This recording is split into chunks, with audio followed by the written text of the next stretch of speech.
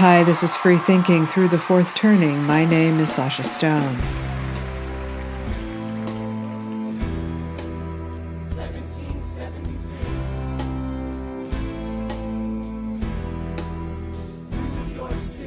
I thought Hamilton was for America.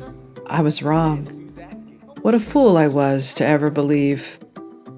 In May 2016, I surprised my daughter for her 18th birthday with a getaway to New York City to see her favorite play, Hamilton, in the Richard Rodgers Theater with the original cast. There's nothing rich folks love more than going downtown and slumming it with the poor. They pull up in their carriages and gawk at the students in the common just to watch them talk. Take Philip Schuyler, the man is loaded. Uh-oh, but little does he know that his daughters, Peggy, Angelica, Eliza, sneak into the city just to watch other guys. And work. Angelica. We would fly out for a day and then fly back. It would cost way too much money. I'd get my wallet stolen. But I only had one daughter, and you only turned 18 once. We were both obsessed with Hamilton. We knew every word of every song. It lived inside of us. It wasn't just that it was brilliant, funny, moving, inventive, and original. It also reminded all of us what this country's founding principles were about. Best of all, it made learning history fun and cool. It was schoolhouse rock for a new generation. No. Have you read this? When we'd take long road trips, we would blast the soundtrack, screaming every word. We'd start at the beginning and run through the entire play. Our inside jokes were witty asides from the play that we'd quote to each other so often that we had to force ourselves to stop, because after years of this, it was getting old. By casting so many diverse people to play historical figures and making it a hip-hop musical, Hamilton was a bridge to the Black communities that were so often excluded from the Broadway experience and elite culture in general. Hamilton was for everybody, I thought. That was 8 years ago. As a devoted Obama supporter and in 2016 a Hillary Clinton loyalist, I was overjoyed at the prospect of the first woman president to follow the first Black president. Heading into the election, I wrote this piece, The Remaking of America, Miranda's Hamilton, Barack Obama, and Hillary Clinton. I wrote, quote, The election of Hillary Clinton is one of the most important battles in the war between two Americas. One America was built and maintained exclusively by and for white men. That demographic has awakened extremists on the left and right. The other America redeems the promise of possibility for everyone, no matter their status or skin color or class. That America has produced the nation's first Black president, who not only lasted one term but two, and who now promises to make history by helping elect another Democrat to follow his 2 terms. Electing Hillary Clinton doesn't just say we're electing a woman for the first time in our country's history. It also dares to say the first Black American president was so successful, he did the impossible by electing his chosen successor, end quote. I didn't notice back then that the Clinton campaign rented the entire Richard Rodgers Theater as a fundraiser. Tickets started at $2,700 a pop. I would never have thought twice about it. We were on the right side. It was an all-of-society effort to stop Trump. We were the good guys fighting the good fight. So why wouldn't Hamilton be used that way? Lin-Manuel Miranda's entire career exists only because of Barack Obama. 15 years ago, in 2009, in Obama's first year in office, Miranda performed this at the White House. A hip-hop album, it's a concept album about the life of someone I think embodies hip-hop, Treasury Secretary Alexander Hamilton. You laugh, but it's true. He was born a penniless orphan in St. Croix.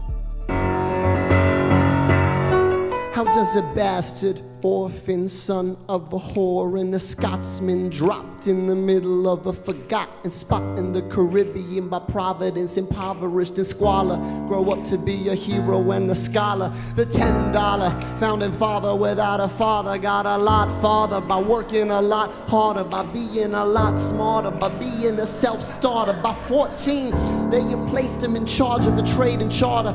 And every day while slaves were being slaughtered or carted away across the waves, our Hamilton kept his guard up. Inside he was longing for something to be a part of. The brother was ready to beg, steal, borrow, or barter. Then a hurricane came and devastation reigned, and our man saw his future dripping down the drain. Put a pencil to his temple, connected it to his brain, and he wrote his first refrain, a testament to his pain. Well, the word got around, they said this kid is insane, man. Took up a collection just to send him to the mainland. Get your education, don't forget from whence you came, and the world is gonna know your name. What's your name, man? Alexander Hamilton.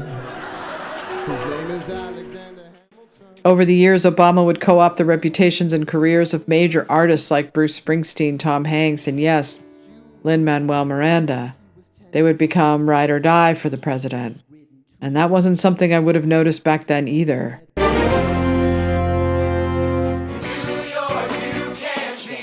The cast of the Broadway smash Hamilton visited the White House. New York, you can be a new man.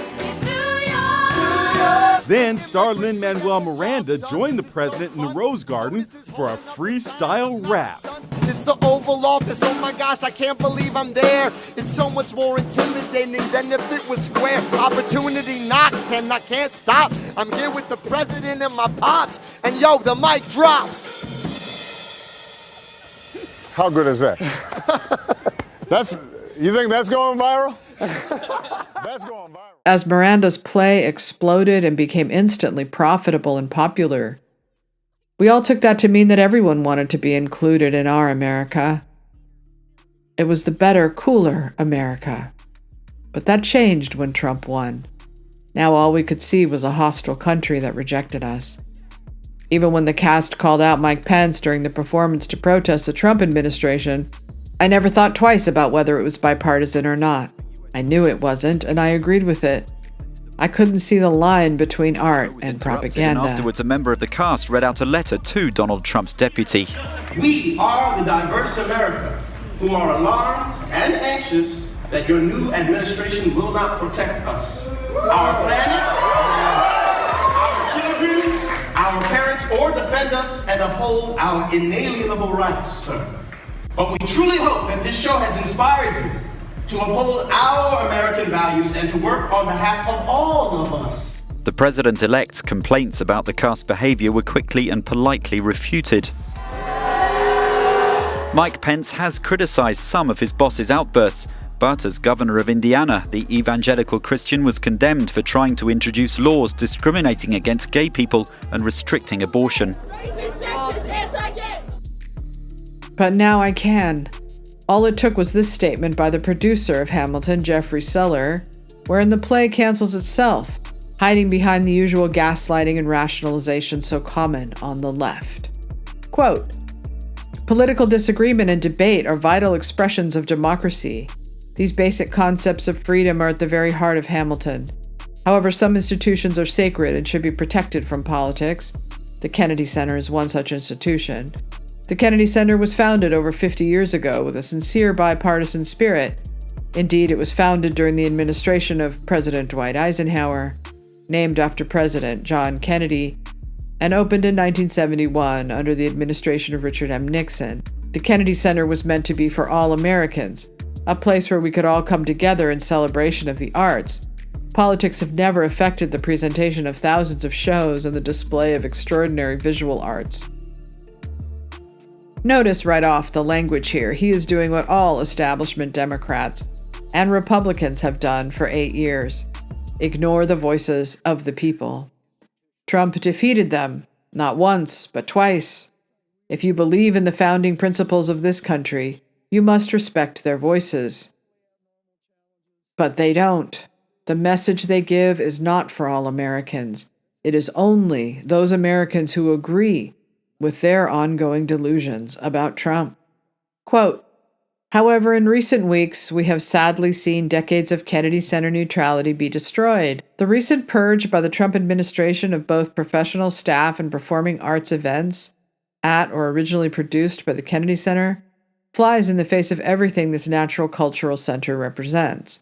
This spirit of nonpartisanship ended on February 7, 2025, with the firing of Kennedy Center President Deborah Rutter, the chairman of the board, David Rubenstein, and numerous other Kennedy Center board members, as well as the cancellation of important programming. These actions bring a new spirit of partisanship to the national treasure that is the Kennedy Center. Given these recent actions, our show simply cannot, in good conscience, participate and be a part of this new culture that is being imposed on the Kennedy Center.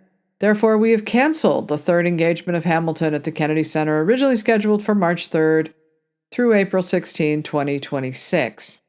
Hamilton was proudly performed at the Kennedy Center in 2018 during the first Trump administration. We are not acting against his administration, but against the partisan politics of the Kennedy Center as a result of his recent takeover, end quote. What they can't stand is that Trump is now saying this culture does not belong only to them anymore. It belongs to all of us, even the unwashed masses, all of them abandoned years ago, and continue to demonize in films and plays and comedy and journalism and in all of their award shows. We are to accept that this only goes one way, that they have a right to decide what our culture will be, and Trump and his supporters do not. Quote, "Our cancellation is also a business decision. Hamilton is a large and global production, and it would simply be financial and personally devastating to the hundreds of employees of Hamilton if the new leadership of the Kennedy Center suddenly canceled or renegotiated our engagement. The actions of the new chairman of the board in recent weeks demonstrate that contracts and previous agreements simply cannot be trusted. This is sad, because basic integrity and the rule of law have long been great American principles that help serve as a foundation for our nation. I have personally loved the Kennedy Center since touring it as a 7th grader in 1977, along with the Lincoln Memorial and the Jefferson Memorial. I watched the first Kennedy Center honors in 1978. Regardless of the political climate, I have always felt at home at the Kennedy Center, and I am grateful for every person who has spent the last 50 years making it a beacon of nonpartisanship and celebration. But we cannot presently support an institution that has been forced by external forces to betray its mission as a national cultural center that fosters the free expression of art in the United States of America," end quote. You did this. You did this. You forced Trump and his supporters to beat down the walls of the castle to be included in America's culture. This is your fault. You politicized it. You pushed propaganda on all of us for years. And now you can't stand it that you no longer control it, can you? Trump's second win was a complete and total humiliation and repudiation. They still refuse to learn that lesson. They refuse to move aside and allow this country to evolve into whatever it will be now. But know this, they didn't cancel themselves out of any high-minded ideals or worries about financials or yearning for the past. An America they destroyed by systematically dehumanizing half this country and telling them they are no longer welcome. No, they canceled themselves out of fear. Not of what Trump would do, but of what the left would do. Hamilton, in fact, was already canceled by the woke scolds for not being hard enough on the slavers. All the criticisms are valid, the composer and actor tweeted, July 7, 2020.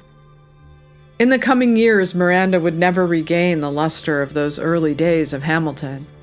His musical In the Heights would be shut out of the Oscars. Was it that Miranda was too tolerant of white America back then? Is that why he was no longer useful to the post-2020 left? Yes, that is why. The ideology of the progressive utopian left goes something like this. You are accepted on a conditional basis. We control everything, so your income, your status, your reputation, your legacy are all in our tyrannical little hands.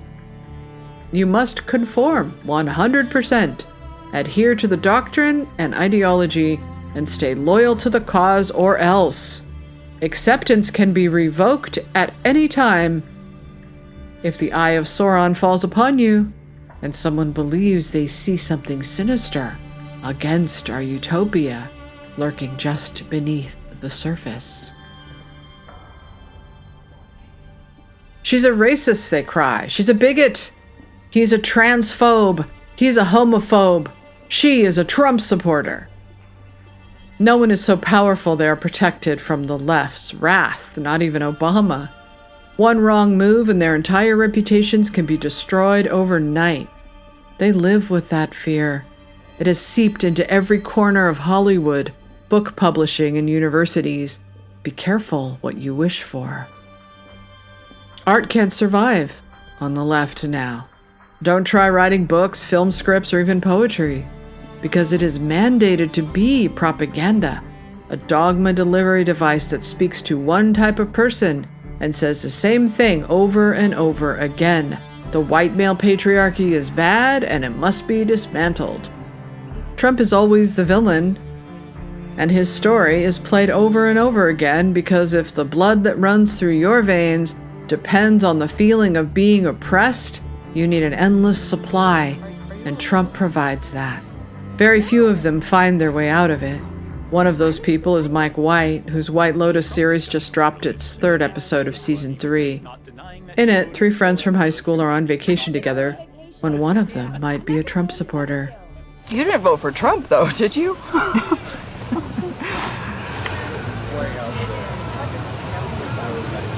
Are we really going to talk about Trump tonight? What do you think that scene in this season is saying about the political divide and what a third rail it can be, even among longtime friends? Yeah, politics can be so divisive. And I think somehow he was like, it didn't not, like, people can get like, oh, you're a monster or something. And I think there are decent people who vote this way, and there's decent people who vote that way. And like, we can't throw the baby out with the bathwater. It doesn't mean they're a bad person. I don't know. If I was just around a bunch of Texans who voted for Trump, I guess I just feel a little alienated. They're nice people. Really good families.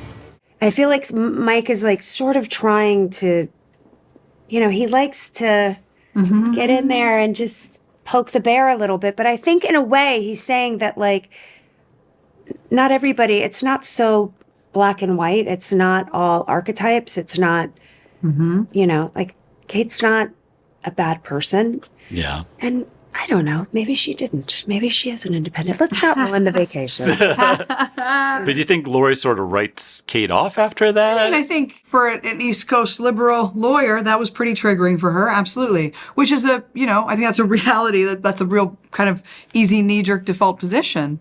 And then you have to ask yourself, am I just going to dismiss a person I love because I disagree with them? Not only that I disagree with them politically, but that the political position they're taking is actually quite dangerous for someone I love. Like, the stakes are very high.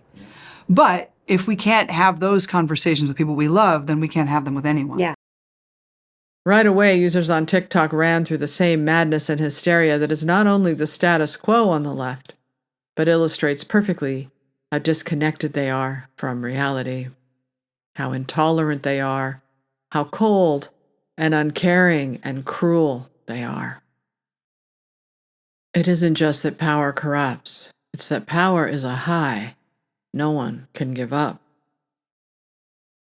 I know this woman, you know this woman, and Mike White knows this woman because he wrote this scene perfectly. How many of you have been through this where you have a friend, a beloved friend, and this is the moment that you find out they voted for Trump? Since we all know this prototype, let's take a minute describing her. She's the perfect combination of privilege, mischief, and internalized misogyny. She oozes privilege. Now, where does she get that privilege? She gets it from her dad. She has a good dad.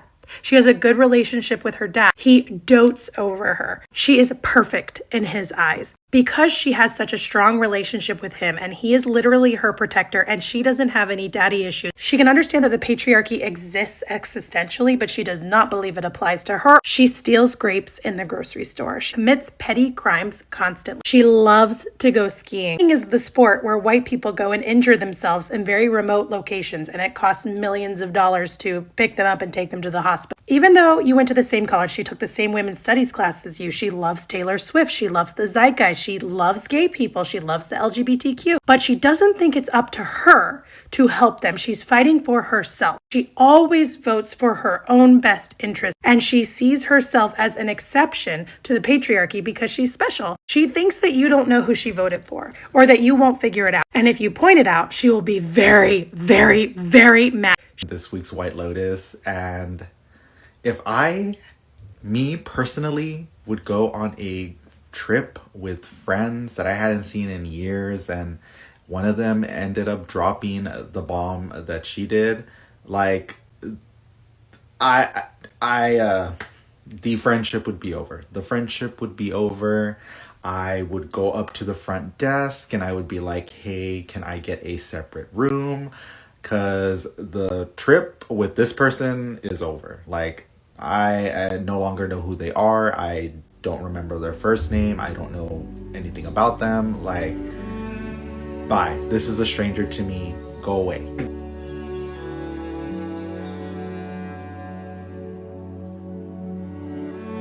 Had the cast of Hamilton actually performed at the Kennedy Center, they'd get a good hard lesson of just how accepting of free expression they are on the left now, how bipartisan they are. No one would be spared. Their reputations destroyed. They'd be attacked viciously. There would be agonizing op-eds in the New Yorker. They would be disinvited to parties. They might lose Instagram followers. They would be labeled toxic and fascist apologists. The press would say they were selling out for Hitler. The truth? Going through with it, performing Hamilton instead of throwing a baby tantrum, would have been the true act of courage. If they were right and Trump would have canceled the performances, then that would have counted as a win for the left and Lin-Manuel Miranda, especially heading into the midterms. But they are just too crazy ever to be that smart. Performing Hamilton would have proved that the play really is for and about all of America. It would mean that art shines through, and we'll all just have to learn to live with everything else. It would have stayed true to the promise of the original work, and maybe it could have helped to unify this country. At the very least, it would have shown that they aren't the immature, petty, overly fragile, punitive, self-pitying brats we all know them to be. But in canceling themselves, they've now proven that Hamilton never was for America. It was only for the half that is still living in the past, in their castle in the sky, their utopia, a utopia that is now collapsing. Oh, they talk a good game, but they know what I know.